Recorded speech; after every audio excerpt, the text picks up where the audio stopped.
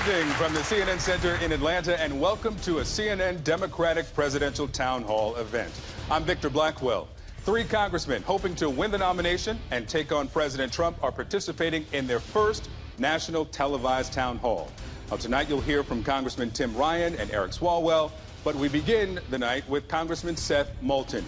He was first elected in 2014 after serving in the Marine Corps, including 4 tours in Iraq. He was among the first Americans to reach Baghdad in 2003.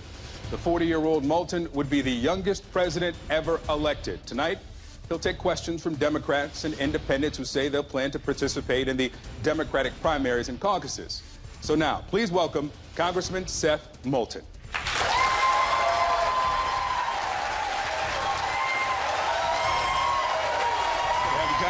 you very much. Thank you.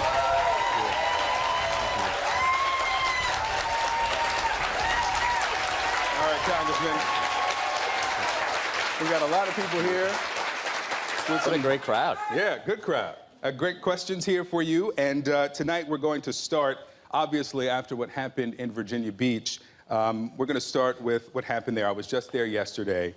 12 people murdered in a government building by a city employee. Now, gun violence, obviously a major issue in America. Let's bring in Holly O'Connor.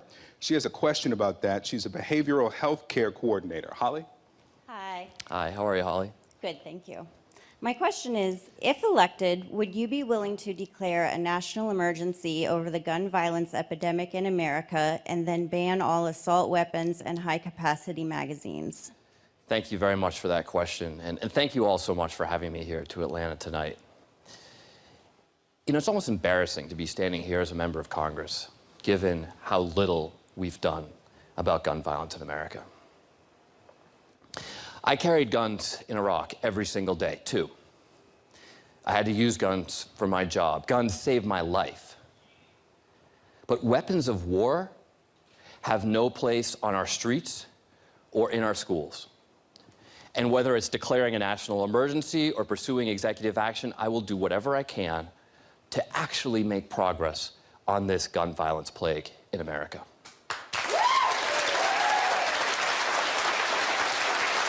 And what we're talking about here, folks, isn't that crazy.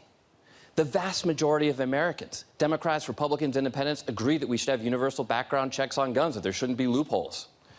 I had the 2 most bipartisan gun bills in the last Congress. One was to ban bump stocks, which the NRA has already banned from their own headquarters. And the second was, be prepared, this is a little bit controversial, was to prevent terrorists from buying guns. Okay, this isn't that crazy.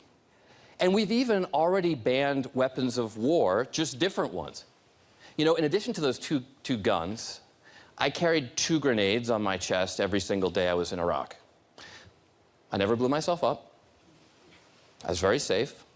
I would feel comfortable having 2 grenades on me tonight. But would you feel comfortable? No. Okay, so we've decided as a society that we're not going to allow people to walk around with grenades. Grenades actually are really good for fishing. The Iraqis used to try to buy them off of us because you just throw them in a pond and all the fish pop up dead. So like that, but you don't need grenades to fish. You don't need assault rifles to hunt. 2 more really quick things. We need to also have a conversation about mental health in this country. Republicans always...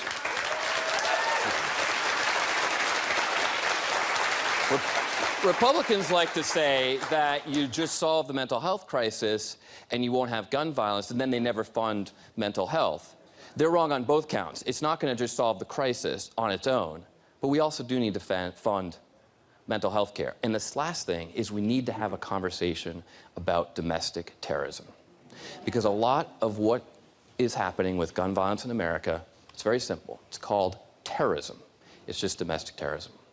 Thank you. Congressman, let me ask you, because you mentioned weapons of war, but this shooter reportedly had 2 .45 caliber handguns and a suppressor. Reportedly, he purchased them legally. So is there anything about your gun control proposal that would have prevented this shooting? Well, we should not have high-capacity magazines, which I understand he had. Yes. We should not have suppressors. You don't need a suppressor. I mean, that's something that, like, assassins need to use, okay? We should not have that here at home. And I don't know all the details of this particular incident, but the fact that he was able to purchase the guns legally makes me say, maybe we got some problems with our gun laws. Okay. Let's bring in Steve Serafin. He's a semi-retired business owner. Steve? Thank you. And as a ex-veteran of our foreign wars, what is your opinion on how our military feels in regard to our current president as he soundly criticizes, including last week, U.S. citizens, ex-presidents, and others while on foreign soil? And why would he accept the word of a tyrant or dictator over that of our own Intelligence Committee? Thank you, Steve, for that question. And thank you for your service to our country as well. I can't speak for all veterans, but I can certainly speak for myself. I've had a lot of problems with this president. But in some ways, the most fundamental issue is that you just can't trust anything he says. And I don't know about you, but the first lesson I learned when I went to Marine training was you can drop out of a run and they'll let you try again the next day. You can fail a test and they'll probably let you retake the test. But if you lie about anything, you're gone that afternoon. That's how important trust is when it comes to leadership and life or death decisions about young Americans. And I don't care whether you're the biggest Trump supporter or the biggest Trump hater, you just can't trust a word that this man says.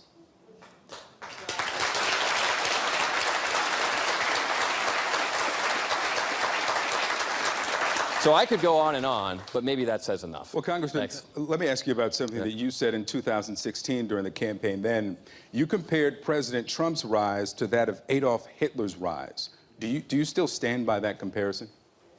What I was talking about is the fact that tyrants can get elected. And I think we all learned that in 2016, right? That's why elections matter. Are there any rhetorical, let's say, guardrails for your campaign? Anywhere you will not go? Because some people think that a Hitler reference would be too far. Well, of course you have to be careful about what you say. I mean, the best example is the Twitter account of our commander-in-chief. So, yeah, Victor, I mean, you're right. Of course you have to be careful about what you say. But, I just try to speak from my heart and be real about the challenges that are facing America. And I think it would be better if more people in Washington did that. People often ask me, Seth, why is Congress so stupid? Why can't Congress believe in climate change or whatever else? And I've only been there a few years, but my experience is that most of my colleagues are pretty smart.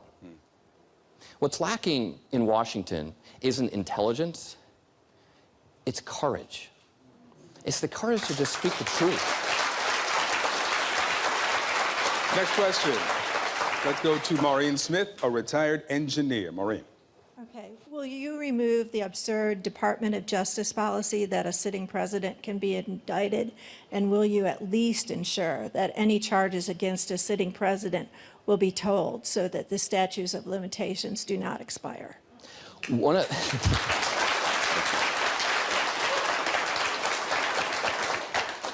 This election isn't just about policies here and there, it's about our values. And one of our values in the United States of America is that nobody is above the law. Nobody. So the answer to your question is yes. And more than that, this is why I came out a year ago and said Congress should be doing its job and having a debate before the American people about impeaching this president. Because I understand, look, I disagree with some of my fellow candidates in this race and some of our party leadership on this. And I understand that the politics might be tricky, okay? But how about just doing the right thing? How about doing the right thing? Because I swore an oath to protect and defend the Constitution. How many of you have read the Mueller report?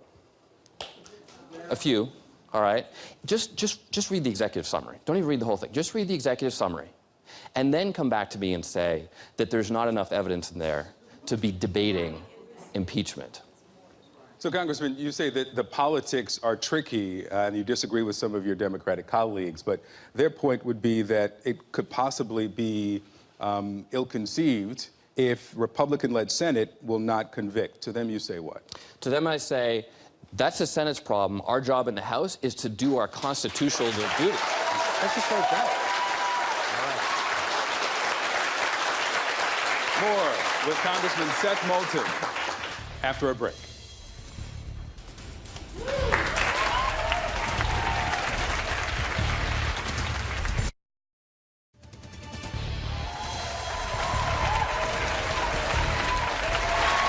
live from Atlanta for a CNN Democratic Presidential Town Hall event with Congressman Seth Moulton.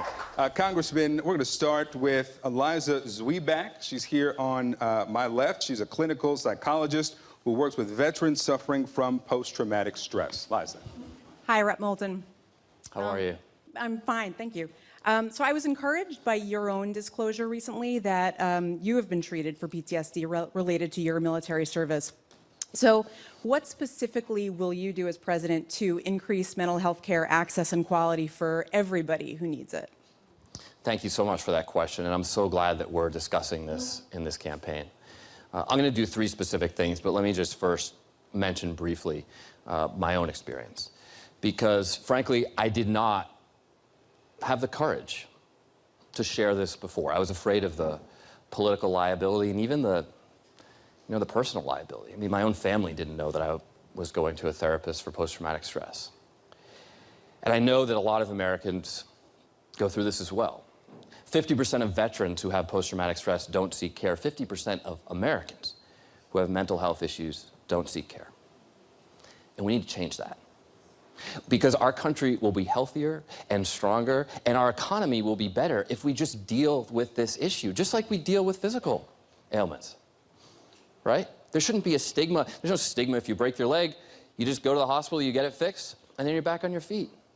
And that should be the same with mental issues as well.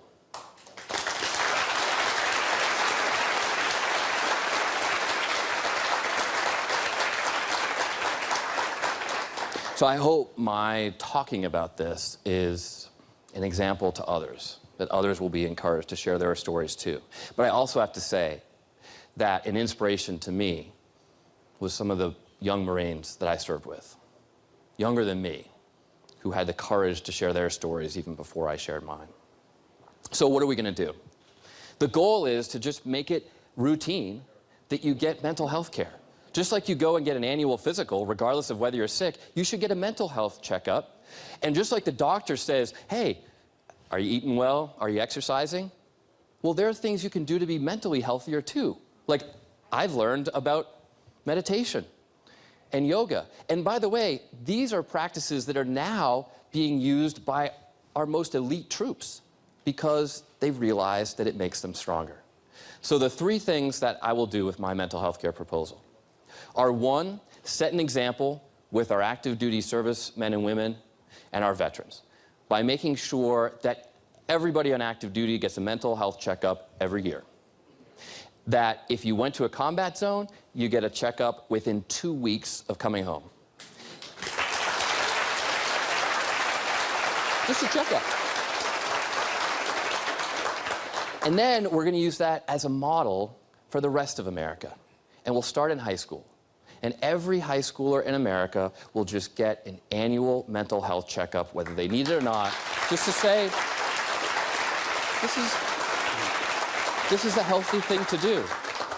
And then the 3rd thing is, there are a lot of great suicide prevention and mental health hotlines out there, but we just need to make one number that everyone will remember. I think it should be 511. You dial 511, and no matter who you are, veteran, non-veteran, anyone who just needs to talk to someone, you dial 511, and you'll be connected immediately to someone who can help.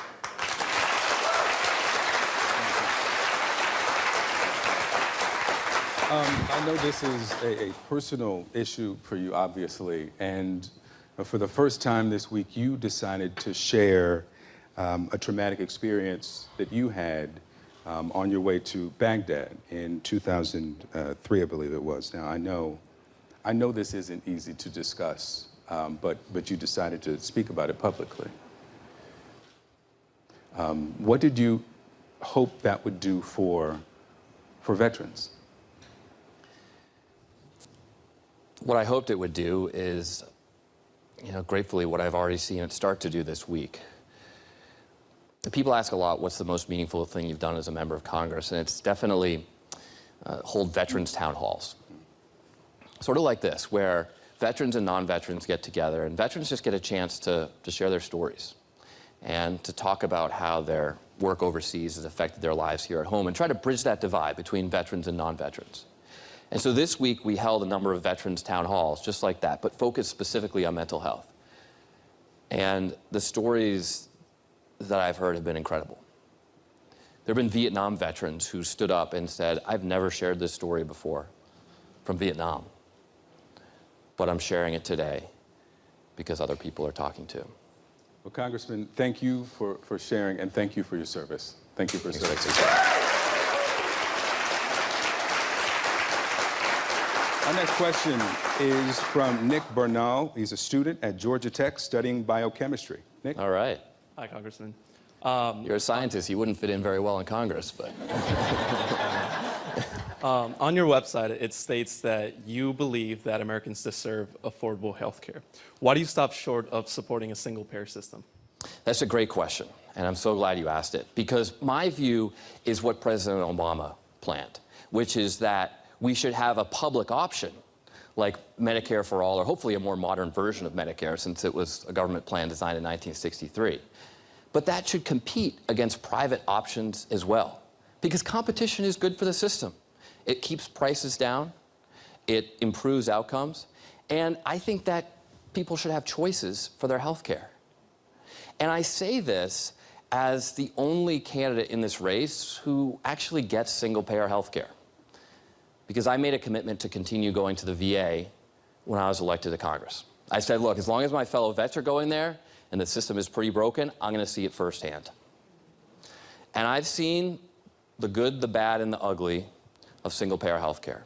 There's some things the VA does really well. Like, for example, the VA negotiates prescription drug prices. Medicare doesn't do that. That means our prescription prices at the VA are lower than Medicare. But I also got surgery shortly after I was elected. And to make a long story short, they sent me home with the wrong medications. Now, it just made it was a painful night because I had a minor abdominal surgery. I thought it was a really big deal until my wife got a C-section, then I realized, well, this was not a big deal. But it hurt. And rather than give me the painkillers they had prescribed, the pharmacy sent me home with a bottle of Advil. But the only way I suffered was just because it was painful. Imagine if they had sent me home with a much more powerful or more addictive drug than the one I was prescribed. We've heard the stories of veterans dying on waiting lists, and recently veterans have even been committing suicide in waiting rooms at the VA because they don't have enough mental health care professionals. So I don't want that system for you. I want different systems to compete, just like they do in other things in America, to give you the best health care in the world because that's what you deserve.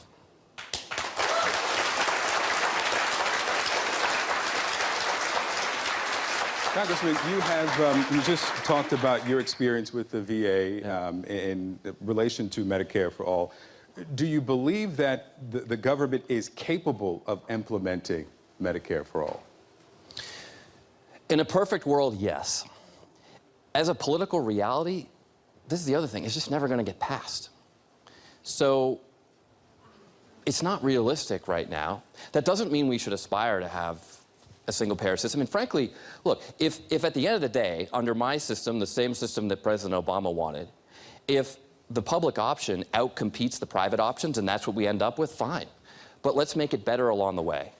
I mean, imagine if the next president comes in and says, you know what, folks, we don't need options for delivering packages. We're going to get rid of UPS and FedEx. We're just going to outlaw them. It's just going to be the U.S. Postal Service. I mean, does anyone think that would actually make things better? I mean, I love the U.S. Postal Service. I mean, they delivered my mail in Iraq. But I think competition is good for the system. And if we have choices for delivering packages, I think we should have choices for something much more important, which is delivering health care. Next question, Congressman, goes to Will Marchant. He's a sophomore at Georgia Tech studying public policy. He was an intern and paid canvasser on the Stacey Abrams campaign for governor. Will. Hi.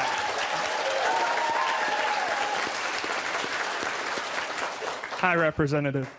How do you expect the Democratic Party to nominate you, someone who has opposed Nancy Pelosi from the right, in a time when many in the Democratic Party, including myself, wish she were more progressive?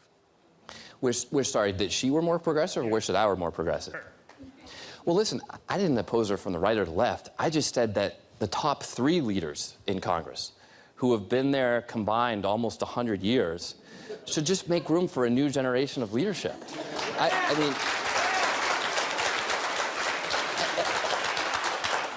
and we're the Democratic Party. We should be able to have a democratic debate about who our leaders should be. And it's okay if you and I disagree, but let's not be afraid to have that debate. And because we had that debate, we got the Voting Rights Subcommittee, we got the Climate Change Subcommittee, and we got a deal on term limits in exchange for giving Speaker Pelosi the votes that she needed to become Speaker. She only won by 5 votes, and we gave her 7 as part of that term limits deal that will make sure that the next generation of leaders in Congress, this historically diverse class of freshmen that I worked so hard to help get elected, will actually have a voice in the future of our politics.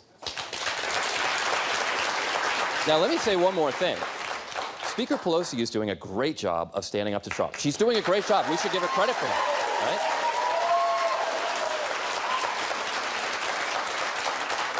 right? But I do disagree with her on impeachment. Because, as I mentioned earlier, we just have a constitutional duty to hold the executive accountable, and I think we should be doing that right now. I think we should have been doing it earlier. Thanks for the question. And thank you for working on the Stacey Abrams campaign, because Stacey Abrams should be the governor of Georgia. Congressman, let me follow up here, because you say today that she's doing a great job, but you said after the election that you would not be, quote, answering the call of the American people if she and her top 2 deputies were in charge. You say today she's doing a great job. Were you wrong about that? No, that's what I heard on the campaign trail as I was going across the country, helping so many people get elected. Of the 40 seats that we flipped to take back the House, 21 of them were endorsed and supported by my Serve America organization. I went to a lot of difficult districts that we needed to win to take back the House. And what I consistently heard is that it's time for a new generation of leadership in our politics. Now, that doesn't take anything away from her, and that's why I have no problem saying that she's doing a great job of standing up to Trump. But I want to make sure that people also look to our party and say, that's the party that's going to take us forward. That's the party of the future of leadership in our party and our country. All right. We'll be right back with CNN Democratic Presidential Town Hall with Congressman Seth Moulton.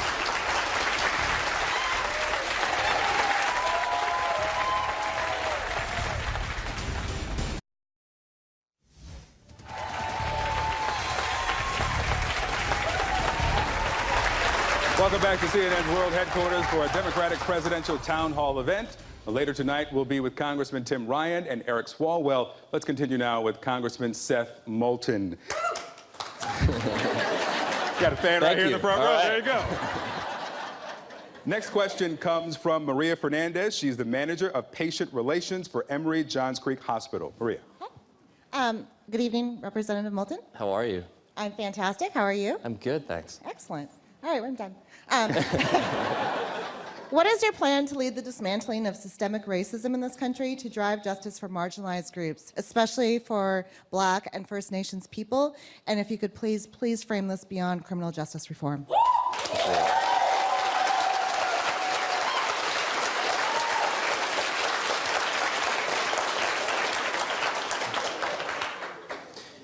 We have a problem with racism in America today. If this country wasn't racist, Stacey Abrams would be governor.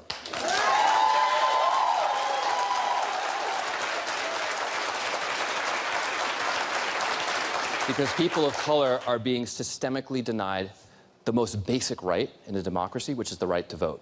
That's why we need a new Voting Rights Act in America.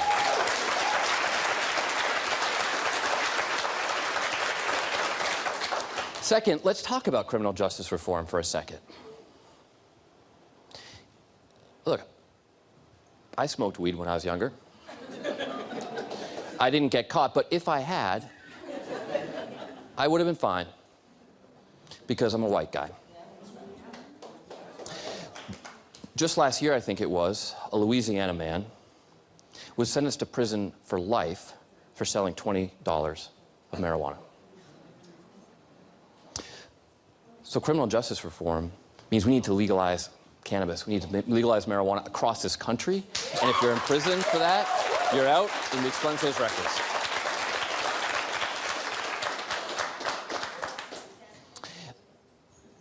Finally, this is a leadership issue.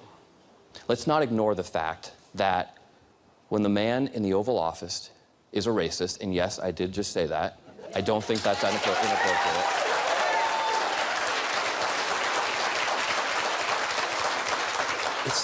It's going to affect everyone in this country. And that's why, under my administration, my Department of Justice will fight relentlessly to ensure that there are not two sets of laws, one for black, one for white, one for rich, one for poor, but that everyone in America is subject to the same laws.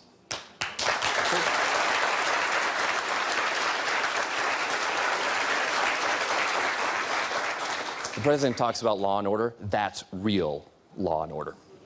Congressman, you say that your administration will fight. Let me ask you about your biography here. You represent Massachusetts' 6th District, which is about 75% white, 4% African American. You graduated from a prestigious boarding school where tuition and boarding is currently around $55,000. You've got 3 degrees from Harvard. Now, on paper, this reads as elite. What today, 2019, informs your policymaking for a party, for a country that is so racially and economically diverse? Look, I totally get that. I even rode in college, which is like the most elite sport. So this is the resume looks terrible, right? I am still paying my college loans. But the bottom line is that I had a lot of great opportunities in my life. I did. But every American should have those same opportunities. And I saw this most of all when I was serving in the Marines. When I served with people from all over this country, people with different religious beliefs, different political beliefs, people who were rich, people who were poor, but we all came together to get united behind a common mission to serve our country. And I had to earn every one of those Marines' trust, whether they came from a background like mine or they came from a totally different background. And if there's one thing that keeps me grounded as a politician, because I think that's really important. I think you have to work consciously when you're in a place like Washington to keep grounded. It's keeping in touch with those Marines. Some of the best Americans I've ever met and some of the best friends I've ever had. So on the question of race and diversity, it's been 15 years since the Democratic Party has nominated 2 white men on a national ticket. What's the relevance of racial and gender diversity on a national ticket? It's relevant because we need to represent America. You know, I mean, I'll tell you a sort of a funny story about this. I was in this meeting that turned a little heated with a fellow Republican. And he was really, frankly, out of line with me. But this was when I was a freshman, and it was a good lesson in politics because he wrote me a note saying, you know what, thank you, Seth, for being here. I'm glad we could have this debate. And I was like, wow, that really changed my opinion of him. So I made a point that afternoon of going and finding him and shaking his hand on the floor while we were having votes. And so I went up to this old white Republican, and I said, thank you so much for sending me that note. And he looked at me like, and I said, no, the note about, you know, because we had that debate, and then like a good politician, he just said, you're welcome. And then about 30 seconds later, I found the other old white Republican who looked just like him, who actually sent me the note, and I thanked him for the note. You can't even tell them apart, okay? So we absolutely need more diversity in our politics. And that's part of the reason why, as I traveled around the country helping a lot of fellow veterans get elected, you know, many of them were women. And they're already making a difference. That voice in our party and in our politics in Washington already matters. So we have a lot of work to do. And I recognize that as a youngish white man, I'm going to have to earn the support of everybody in America, whether they look like me, whether they come from my background, or whether they come from a totally different background. That's the work that I've got to do in this election. But I'm looking forward to doing it. Let's bring in Jill Doherty.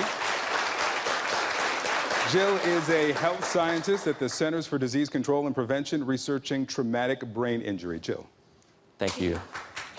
Thank you. Good evening. I'm very concerned about the recently passed restrictions on abortion access across the country.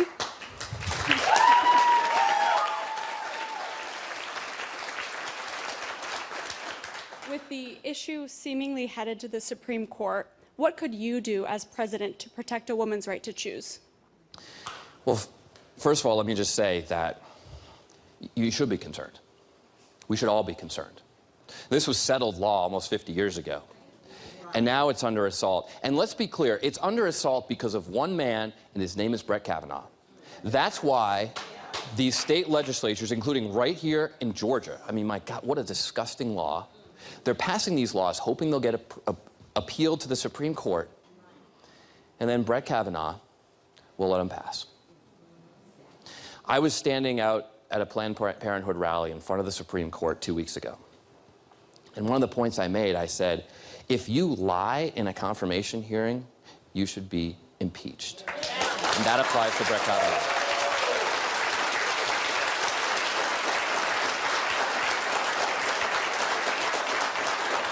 Second, because women's rights across this country are under assault, it will be a litmus test for me when I pick a Supreme Court nominee. Whoever it is, she or he must support a women's right to choose.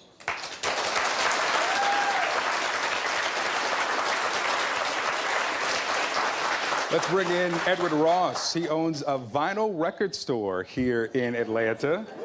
All right. Edward. So my question is, you say that it's unacceptable that 1% of the people own 50% of the wealth, and the best way to address that is through taxation. Under Eisenhower, the top marginal tax rate was over 90%, and the country seemed to thrive. Do you support increasing the top marginal tax rate, and if so, to what level? I do support increasing the top marginal tax rate. I don't know if we need to go as high as 90, but here's what we fundamentally need to do. We need to make the tax system fair. How many of you here tonight paid more than $1 in taxes last year? Raise your hand. Okay. I don't see anybody's not raising their hand. You all paid more in taxes than Amazon and Netflix combined. And as far as we can tell, you paid more than Donald Trump has paid for the last 30 years. Now, I don't care what the economic rationale for that is, it's just not fair. So there's a lot that we need to do to fix our economy. And the first is that if you work for a living, you should pay the same tax rate as someone who just sits and trades money for a living, or has so much money that they don't even know what to do with it. The second thing we need to do for our economy is we need to reform our education system so that everybody can compete for the jobs of the future.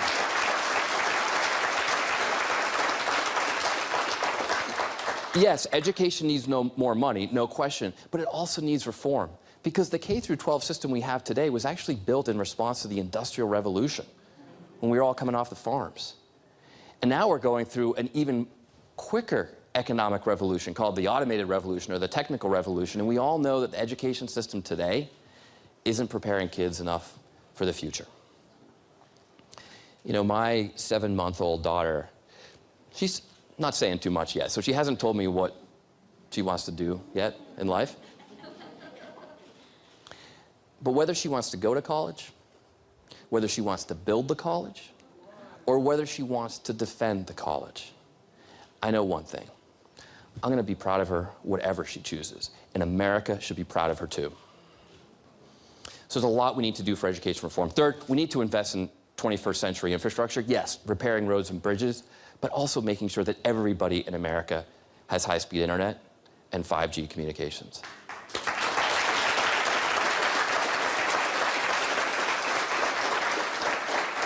In the Trump economy, the people at the top do really well, and that's why the top-line numbers right now are fine. In the Moulton economy, everybody gets equal opportunity, because we've never been a country of equal results. I understand that some are going to succeed more than others, but enshrined in our Constitution is that we're a country of equal opportunity, and that's not the case in America today. We'll be right back with CNN's Democratic Presidential Town Hall with Congressman Seth Moulton.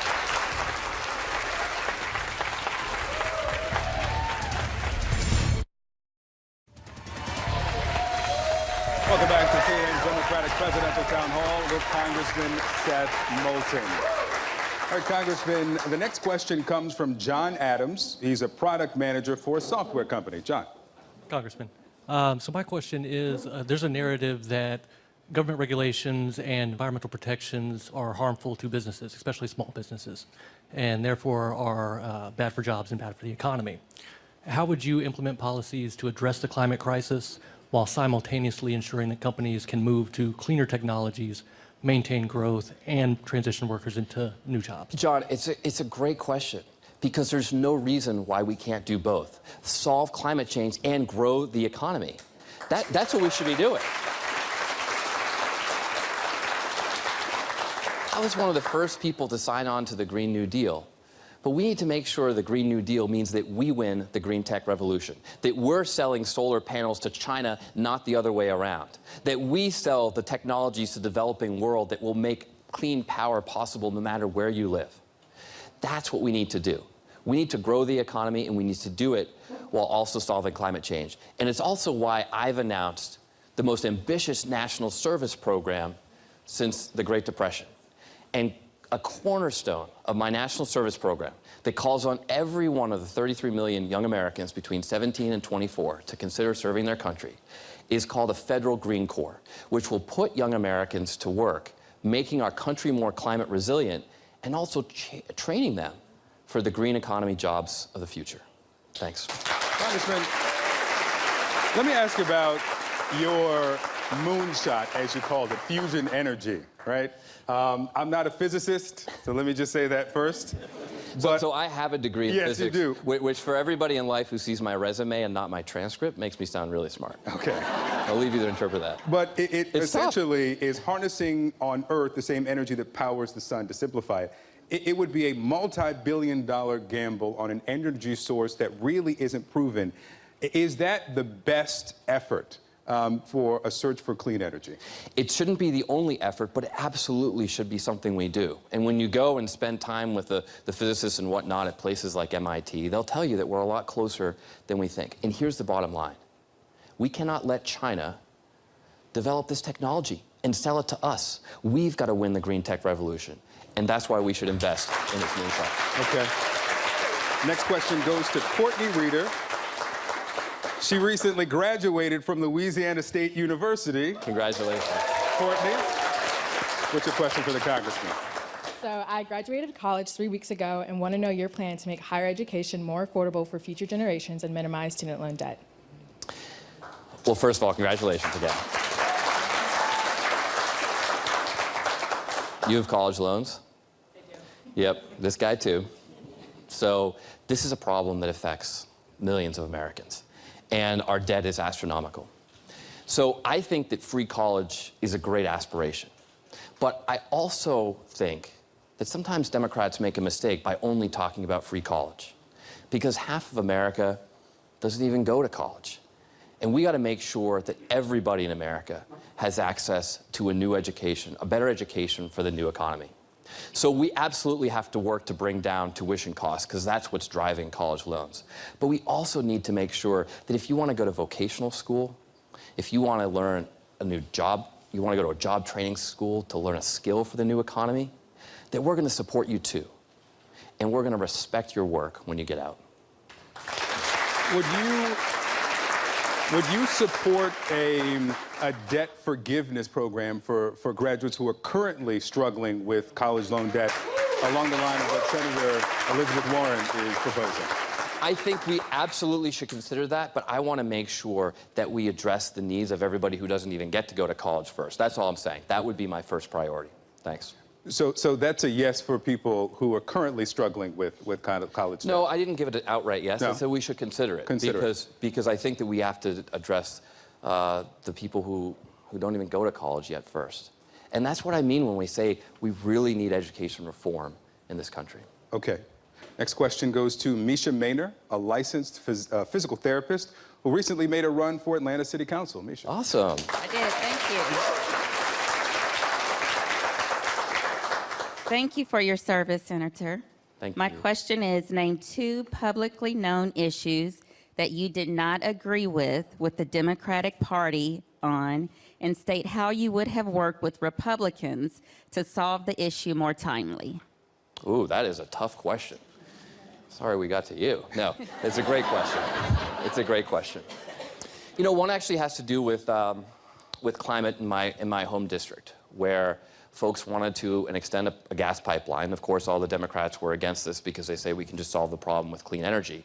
I looked at the numbers, and although that's a great goal and we need to get there, and there's no one who believes it more than me, it wasn't going to happen right away. And what has happened is we're importing gas to Massachusetts from Russia, where there are no climate protections whatsoever. So I got a lot of heat for that from my own party, but I was just trying to make a decision based on the facts. Another was, you know, these are the tough issues in Congress when we had an issue on GMO labeling, for example. And a lot of people gave me heat for agreeing to a compromise deal because they wanted better GMO labeling. But I said, it's better to have some GMO labeling than nothing at all. And so that's what I did. Thanks. Thank you. There's also, on the issue of marijuana legalization, there's the Marijuana Justice Act that was proposed in the Senate. 5 senators who are running for the nomination have approved it. You've not, or signed on as co-sponsors. You've not signed on to the House version. This decriminalizes it, gets some review for people who are currently in prison on marijuana-related charges. Why have you not signed on as a co-sponsor with 40 other House Democrats? Because I think we can go farther than that. And I actually have 3 bipartisan bills in the House that I'm co-author of. That will start legalizing cannabis by starting with the VA. And I think that we just got to be smart about how we pursue this. Okay. You know, I just want to take a second to talk about a pretty big question, which is why am I here? Why am I doing this? I think this is the most important election of our lifetimes.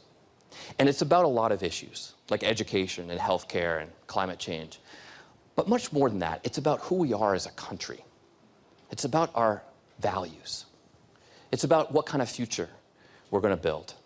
It's about whether we can get united behind a common mission, not to make America great again, looking backwards to some mythical version of the past that never really existed, but whether we can make America better than it's ever been before.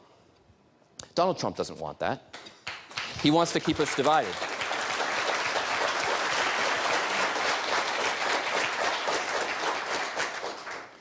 But to win, we need to bring together a diverse coalition of Americans.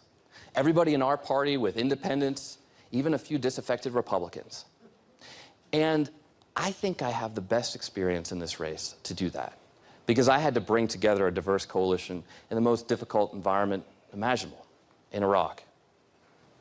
In a place where I didn't even agree with the war, but we all had to get united behind a common mission. That's what the next president of the United States needs to challenge us to do. To all believe in something a little bit bigger than ourselves. To believe in America so much that we're willing to step up and serve our country to make it better. This election isn't just about 2020, it's about what we're going to do in 2021. We've got to make a better world for everybody in America. We've got to restore our moral leadership in the globe. And we've got to make sure that our kids, like my 7-month-old daughter, Emmy, have a future that's even brighter than ours. Thank you, Congressman Seth Moulton. Up next, Poppy Harlow moderates a presidential town hall with Congressman Tim Ryan.